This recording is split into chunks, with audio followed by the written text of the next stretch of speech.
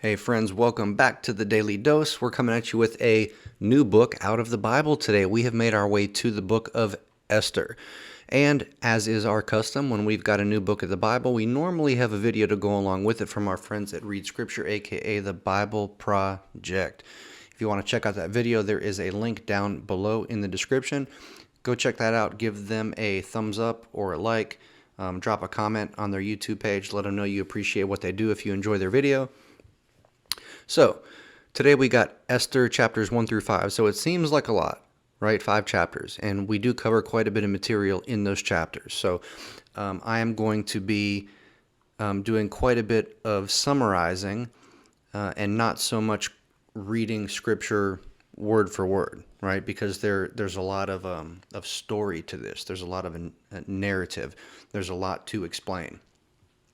So Esther 1 through 5, and we also have Psalm number 53 as our extra credit for today.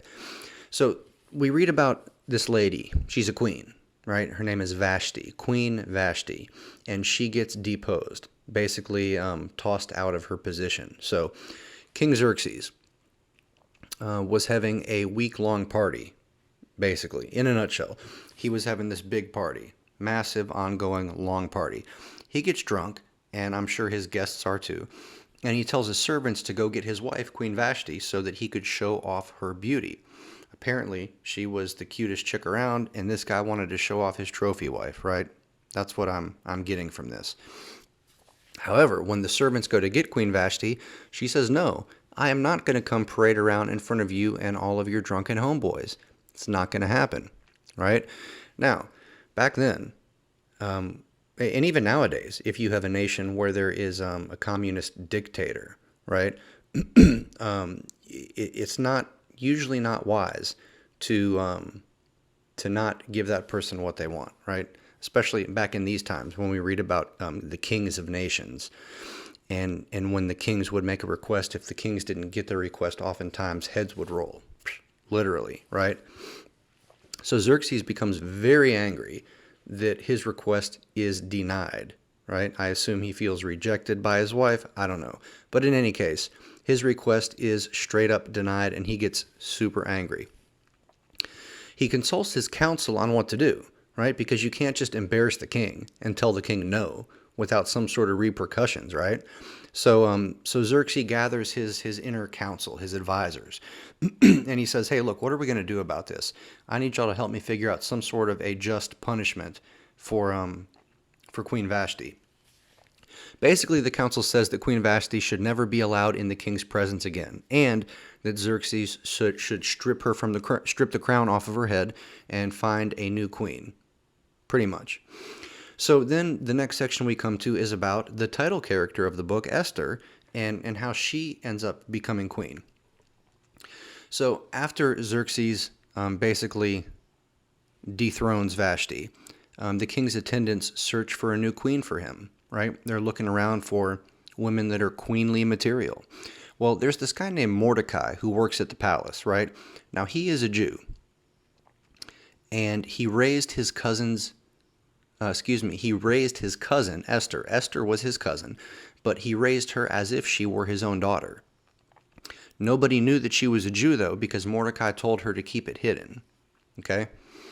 Now, it says in the scripture, I'm just going to read verse 12, "Before a young woman's turn came to go into King Xerxes, she had to complete 12 months of beauty treatments prescribed for the women, 6 months with oil and myrrh, 6 months with perfumes and cosmetics." Wow, okay, so when the king's attendants would find a woman that they thought would be up to the standards of the king, fair enough, graceful enough, beautiful enough, whatever, they would take this woman and keep her away from the king for 12 months so that they could do like this 12-month-long spa treatment, basically, right? And then it seems like after 12 months was up, then they would bring her up to the king and see if he approved and if he wanted to make her his wife, aka the new queen, right? So we read that when Esther was brought to Xerxes, he was amazed by her beauty and made her his queen. Now, again, we're talking about the king. The king probably had more women than he knew what to do with, that were available to him, right? He's probably seen the most beautiful women in the world. His palace was probably lined up and down the halls with the most beautiful women in the world. However, we read that when he saw Esther, he was amazed. So if you take somebody like the king, who basically has no limits, he can do what he wants, he can get what he wants, he can probably have whatever women he wants, someone that has that kind of access to things, that kind of power, yet he was still amazed by Esther's beauty. This must have been one beautiful, beautiful girl. Must have been. So from there, we read about Mordecai uncovering a conspiracy. Okay, so remember, Mordecai worked at the palace. He probably hung out there and got to oversee certain things and overhear certain things, maybe. Well, Mordecai overhears two of Xerxes' officials plotting to assassinate Xerxes. That's a capital offense right there. You don't plot an assassination against the king. Not a good idea. So Mordecai tells Esther, and Esther in turn tells Xerxes. And I guess Esther makes sure to tell Xerxes, hey, Mordecai is the one that's passing this information on. So shout out Mordecai for for helping you out. So there ends up being an investigation, and the officials were found guilty and impaled on poles. Those officials, that were conspiring. Then the next section is about this dude named Haman and his plot to destroy the Jews. This doesn't sound good, does it? Okay, so after what we had just read, Xerxes ends up promoting this dude named Haman. All right, we read that everyone kneeled to honor Haman. Right, so apparently there was some sort of a presentation, maybe some sort of a ceremony, and all of the people in the palace that were gathered were kneeling to honor Haman. Right. Well, apparently, guess who didn't? Mordecai. Mordecai would not kneel. This made Haman mad, and he persuaded Xerxes that the Jews were troublemakers, that they were rebel-rousers, and that they needed to basically be exterminated because they were going to be a thorn in his side in one way or another. Okay? So, Xerxes agrees. He says, okay, so be it. We'll take out all the Jews, right? Now, mind you, Xerxes does not know that his wife, the queen, is actually a Jew. He doesn't know that. So Mordecai hears about this, and Mordecai tries to persuade Esther to help. That's the next part of the story, right? So Mordecai tells Esther that she needs to tell the king that she is a Jew in the hopes that Xerxes will have mercy on the nation that his queen is a part of, right? Now, Esther is like, well, wait a minute, it's not it's not something that is standard practice for a queen to question her husband, right? That was kind of frowned upon back then, unless the king specifically asked for some sort of input or advice. But if to make matters worse, Esther is a Jew, and now the king has officially, said he's going to execute all these Jews. So Esther is like, okay, well, if I go and I tell Xerxes that, hey, I'm a Jew, so for my sake, don't carry out what you said you would do, that might make Xerxes angry, and she'd end up dying, right? However, if she does not fess up and say anything about it, then it's pretty much a sure thing that the whole nation is going to die. So it's kind of like she was risking herself, in a sense, with the hopes of trying to save the nation. So Esther decides that she is going to try to help out Mordecai and the Jews, and she's going to take one for the team. So Esther makes a request to the king. Okay, this is interesting. Not so much interesting. Well, it is interesting, but kind of weird. A little bit weird. Esther prepares a banquet and invites Xerxes, and she also invites Haman. Okay? At the banquet, she tells the king, and this is just all in a nutshell, right? There's a whole lot more to it than this. But she tells the king that she has a request while they're at this banquet. Xerxes pretty much asks her what she wants. Like, he kind of gives her a blank check. Ask what you want and it'll be given to you, so on and so forth. Esther says that she will prepare another banquet for him and Haman the following day, and she will tell the king her request then. Okay? She asks the king to specifically invite Haman. So I thought that was weird, right? She sets up this banquet for Xerxes and Haman and invites them and, gives them food, gives them drink. And then they're like, okay, well, what would you like? And she says, well, not yet.